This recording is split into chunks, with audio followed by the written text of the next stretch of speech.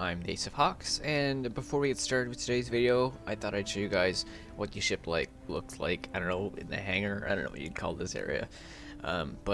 Just so I can show you that pentagon up in the upper right corner there. As you can see, the Magnate is more of a, it's very maneuverable, not very fast, but I mean, has a fairly large hull, and has some good firepower underneath of it. And next we have the Crusader, which is the one that my clan has chosen to go with the Fjord Baroness, or Fjord Baroness, I don't know how you pronounce it. So lots of firepower, lots of hull, actually lots of armor, sorry, not very much hull, very hard to steer, and it's quite fast actually.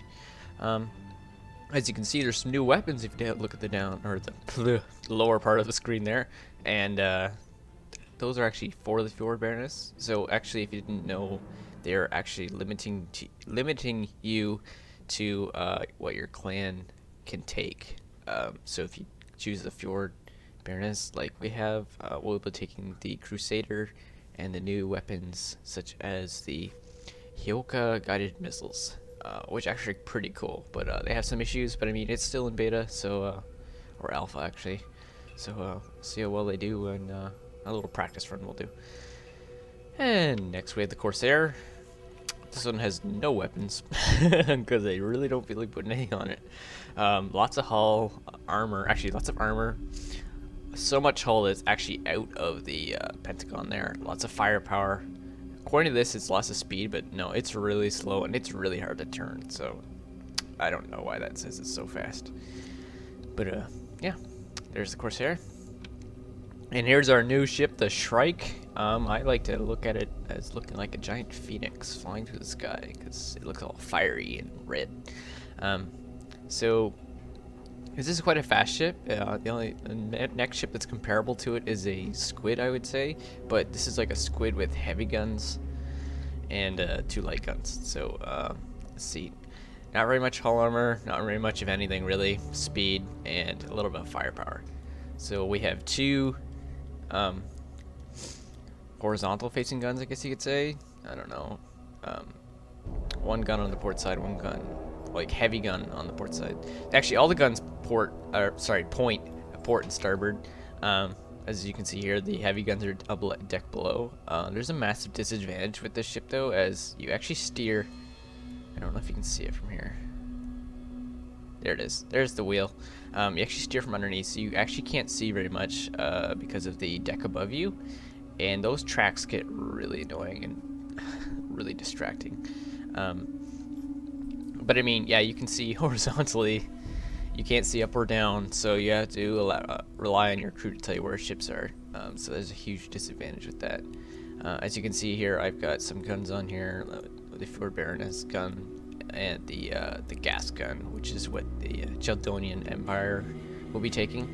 So this is Cheldonian, and I believe this is the Charybdis gas mortar, and it's pretty cool to use, but you'll find out. So this ship actually has 2 heavy engines, by the way, and 1 light engine, which is pretty cool. So this is where you'll spawn in on the Shrike, and as you can see here, we're on the upper deck. And we have our balloon compressor right at the front. We have our left-facing light gun, and as you can see, the arc's on right here. This is quite a new feature. You can turn the arc on and off, so I'll show you the gun arc, which is pretty cool. I haven't seen what F5 does. Oh, it's just one of those. Oh yeah, I love this gun. Oh, we're in a sandstorm.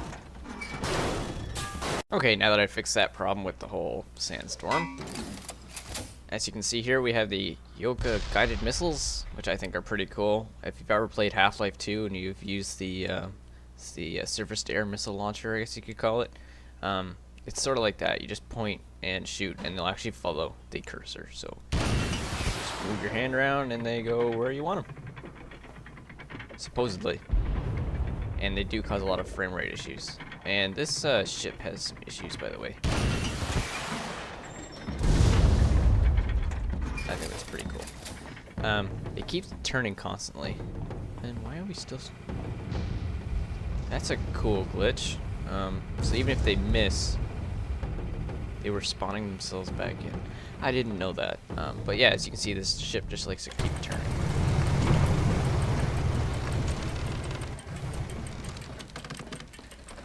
And anyway, so yeah, this whole arc feature is quite nice for newer players because you can just go like this, point.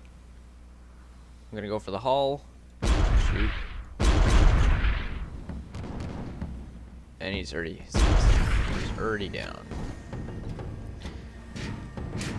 Put some grease in there. Yeah, they upgraded how many shells would be in with the grease now, which is quite nice.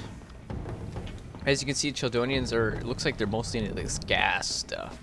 So even on the ship, we've got this gas floating around. Here's the hull armor. This weird fan, which I don't know if it pumps gas or something. And we've got our 2 heavy engines.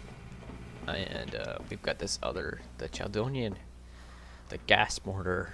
Let's spawn another one in. Oh, it's a little close. I want to get further away, so... that's a good question. Let's go F7. There we go. Actually, that's too far. There we go. That's actually doable. So, if you didn't know, these are pretty cool.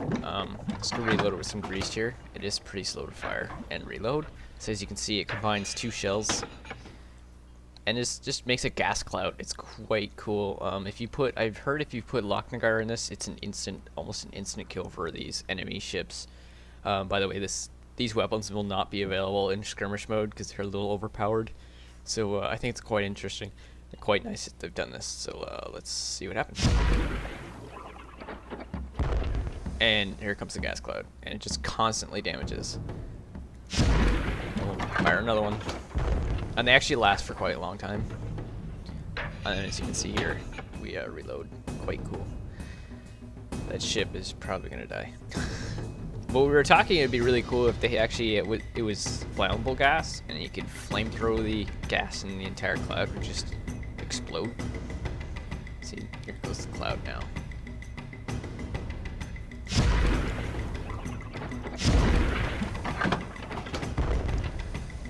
I think it's cool.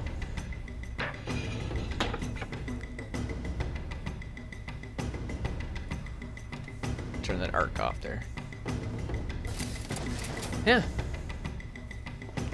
This ship has also been said to go faster backwards than forwards. And as you can see, yeah, my view here as a pilot is not the best. So let's test that out. So let's go full forward. And see how far we go. We're already going fairly fast. We're still accelerating. This is like, it's a little bit slower than Squid. I'd say it's more goldfish speed. And just whip it around here.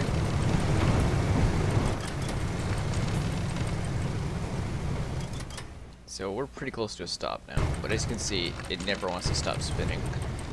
And let's see how fast backwards we can go. I didn't know that that engine did that. You see it's expanding the plates. That's cool.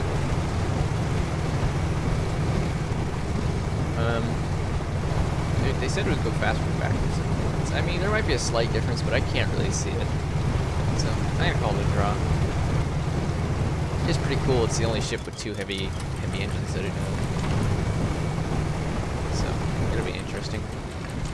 And that's it for the Shrike right now, I believe.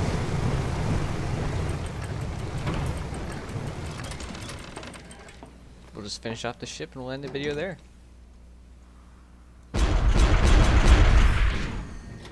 And okay, yep, that worked. And see you in the next one.